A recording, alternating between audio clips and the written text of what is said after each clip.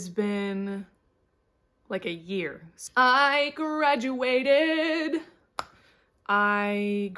with a Master of Library and Information Science on May the 12th of this year.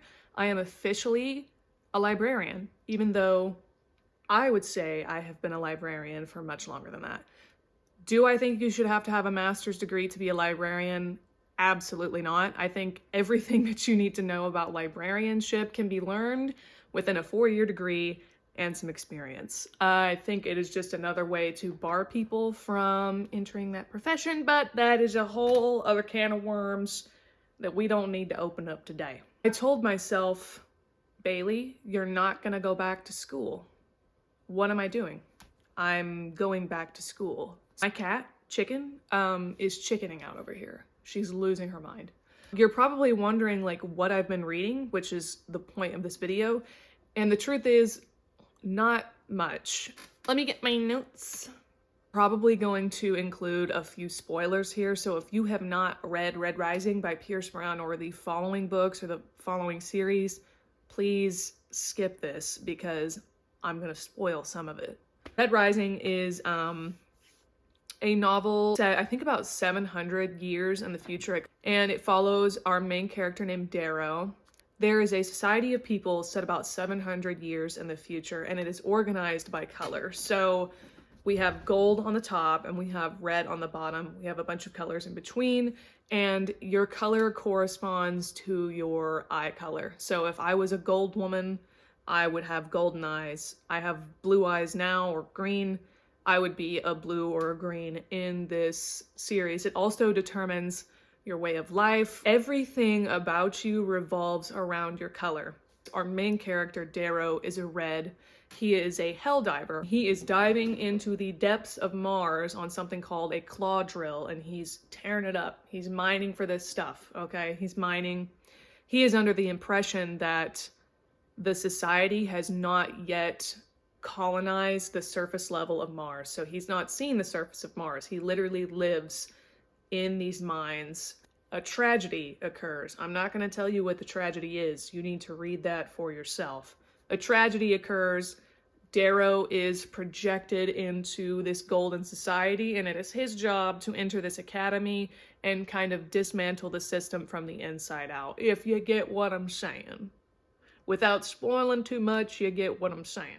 The reason I love Red Rising so much is because the characters are so complex. They are all complex. They all have wildly different personalities, ways of communicating, ways of thinking. This is Morning Star. It's the 3rd book in the series. This one gets dark. The first 100 pages is very dark. Our main character is in a very low place, physically, mentally, everything. It is incredible. Because I love them so much, I decided to go ahead and just pick up the first book of the series that follows it. So, does this one have a name? This one just says a Red Rising novel, but it's the first book of the series that follows, and these events take place 10 years after the events of the first series. I didn't expect it to be as good as the first series because I was like, I was kind of nervous about multiple points of view because we have Darrow's point of view, we have Lysander, who was the grandson of Octavia O'Loon from the first series. We have 2 new characters. So we have a new woman, she's a red, her name's Illyria. We have another gray, his name is Ephraim. My grandfather was named Ephraim. And I believe we also get some perspectives from Virginia or Mustang. I think, I could be wrong. That could be another book. That could be Dark Age. You don't know what is going on in the beginning, but he does such a good job with connecting the characters that it's honestly just mind-boggling. It's mind-boggling. I love it so much. Once again, characters are very complex, probably even more complex in this series than the first one because, you know, the plot is thickening. The plot is thickening, the characters are losing their minds, rightfully so. He just really nailed it right on the head, okay? That's all I gotta say about it. He nailed it right on the head. Something else about Red Rising that I am ecstatic for. So let's go back to graduation era. It's like a week after graduation. I'm sitting outside of my internship. I'm having a horrible day. I'm drinking a Dr. Pepper, eating some McDonald's fries. I'm on Instagram, doom scrolling, whatever you want to call it. I follow Pierce Brown on Instagram, and he's talking about something called HowlerCon. If you have read Red Rising, you know what the Howlers are. If you have not, I'm not going to spoil it, but it's like a group of people inside of Red Rising.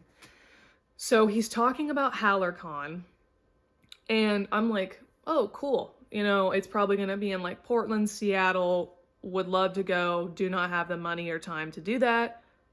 I checked the dates. It's in partnership with Magic City Books in Tulsa, Oklahoma, which is really close to my hometown. It's in a place that I can access. It's 2.5 hours away from me. I am so excited. I immediately bought the 2 most expensive tickets. So me and one of my friends, the friend that actually introduced me to the Red Rising series, I was like, honey, this is your birthday present. I bought you this ticket. I don't care who you're with, what you're doing, where you are. You're coming to HowlerCon with me on August the 3rd at 6 p.m. You bet your bottom dollar that I'm going to be rolling up dressed as Mustang. I think that I'm going to be doing Mustang's outfit from the big dinner / gala that they have in the second book. I love the description of what she was wearing in that scene. It was very much a statement piece. Pierce Brown does not go into too much detail with like clothing and stuff like that. So I've been left to my devices on what to create, what to sew. I have some really good ideas. I might actually like share that on my Instagram once I finish it. I need to start working on it because I have less than a month. It is July the 5th. I have less than a month to get this done. Wow. If you have not read Red Rising, you need to do so. It is incredible. Pierce Brown, you nailed it. You nail it every time, dude. Anything that Pierce Brown writes, I will be consuming. What next? What else have I been reading? I'll talk about something that I DNF'd, and that is Electra by Jennifer Saint. Now, first, I just want to say, I think that this cover is so gorgeous. I mean, like, it's honestly one of the prettiest covers I've ever seen. It's not any fault of Jennifer Saint as to why I DNF this. She's an incredible writer. I loved Ariadne so much. But this one, it was the characters for me. I liked Clytemnestra, I think that's how you say that. I liked her character, but it was actually Electra that I could not stand. I could not stand listening to this character go on and on and on about how horrible her mother was when her father was the actual problem. And I think the reason it like put me off from it so much is because when my parents went through a divorce when I was 11 years old, I did the exact same thing that Electra did. Okay? I was doing what Electra was doing, blaming my mother for faults of my father. And it just like brought up a lot of unpleasant memories that I was like, I can't handle this, mate. I read The City of Brass last August, and I freaking fell in love with these books. I learned so much about Middle Eastern history and culture from this book. It's insane. The world is so rich, and the characters are once again very complex. There's a lot of like banter between our 2 main characters in this story. Listen.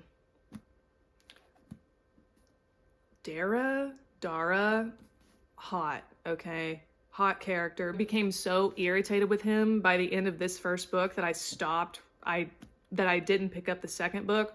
But I have heard that the second and third books are honestly even better than this first one, so I need to go back to the library and pick up the other 2. But yeah, love that one. A lot of banter, a lot of culture, a lot of lore. It is great. The world building, spectacular. I also read A River Enchanted by Rebecca Ross. I really like these. I didn't think I was gonna like it as much as I did. It's a very like quaint story. So we don't have a lot of characters. Our main character is a young man named Jack. He's from a really weird, mythical, spooky island called Cadence. And 10 years prior to the events in this story, he left to go to like college to be a bard. And he has been summoned home. So he's making his journey back home, some weird stuff is going on the Isle of Cadence, okay? Young girls are going missing left and right. Jack has to communicate with the spirits of this island to figure out what has happened to them.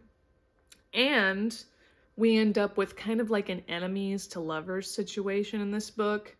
It's not so much like enemies to lovers where they're like physically fighting each other, you know? So don't set your expectations too high for that, but it's more like there's a lot of banter, there's a lot of miscommunication, there's a lot of like misunderstandings that went on between them 10 years prior that they don't resolve until we see them in this book. The one thing that I liked about the romance is it doesn't overpower the plot. I like reading fantasy first with a romance subplot. It used to be the opposite. I used to be like romance first, fantasy second, but I really like reading more so about like, I really like reading more like fantasy plot lines with a romance subplot now, and we got that going on in this. And I think the characters are great.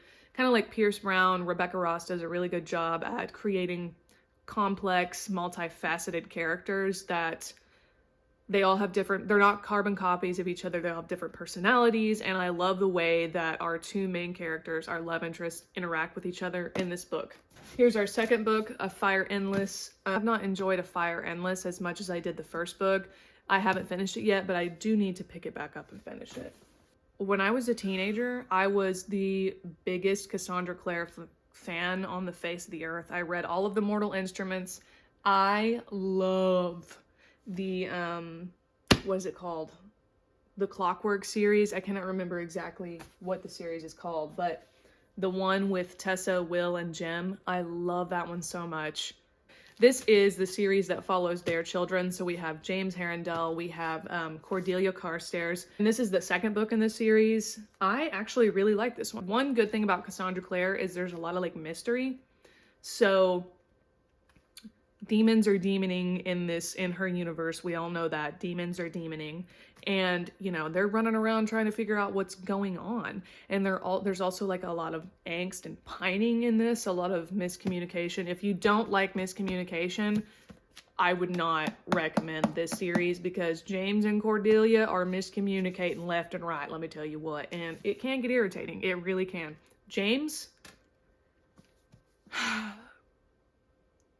James is not living up to the expectations that I had for a son of Will Harrendell. I just had to say it. If you love James, all power to you, but he irritates me. He really irritates me with the stuff he's got going on with Grace and Cordelia. It's like, dude, make a decision. For the love of God, make a decision, or I'm gonna be switching to Team Matthew. I'm sorry, I might be Team Matthew. Are there any Team Matthew people out here? I think Chain of Thorns is the third one. I have that one around here somewhere, and I need to finish it. Another book that I DNF'd, but it's not because I didn't like it, it's just because I didn't have time, and now that I'm looking at it again, I do want to finish reading it, is Delilah Green Doesn't Care by Ashley Herring Blake. This is a ladies' romance, if you know what I'm saying. Follows our main character, Delilah. She is a photographer. She lives in the city, and she goes back home to her small town for her sister's wedding, and she runs into Miss Claire here, and there's a little something going on. I'm not gonna spoil it. I'm not gonna say anything that gives any inclination as to what happens, because you need to read this. This is so cute. I usually don't like contemporary romance, but this one, the characters, again, like, I think Ashley Herring Blake did a really good job with the characters. I love how they interact with each other. I love the relationship between Delilah and Astrid. I know that's kind of weird because they're hateful to each other, but there's love there. You know what I'm saying? So yeah, I love this. I think I was about halfway through it when I put it down, so I'm going to pick it back up and finish it soon. I'm going to finish Iron Gold, Dark Age, and then I'm going to read Lightbringer when I get my copy in about a month. And then I'm going to be reading some books for my shelves. I have a really bad problem of going to Barnes & Noble, spending $100 on books, and then literally putting them on my shelf and not reading them. And that's a really bad habit. As a librarian, I think I should be utilizing my library and those resources more often. To shop my shelves, I would like to read Babel by R.F. Kuang. I have heard such good things about this. I'm so excited to take a deep dive into this. I've not tried annotating a book before. Okay, I take that back. I did annotate Crescent City by Sarah J. Maas, but I also DNF'd that book. But I actually want to take annotation for this book very seriously because it deals with some very heavy topics. Also want to read Daughter of the Moon Goddess. I've heard so many people talking about this. They say it's great, and it's been sitting on my shelf for about a year now. So I'm also going to pick this up. The last one that I want to pick up is Ithaca by Claire North. This is Penelope's story while Odysseus is away at war, which is a perspective that I think would be very interesting. Thank you so much for watching this video. Chicken and I really appreciate it, and I will see you during the next one. Bye!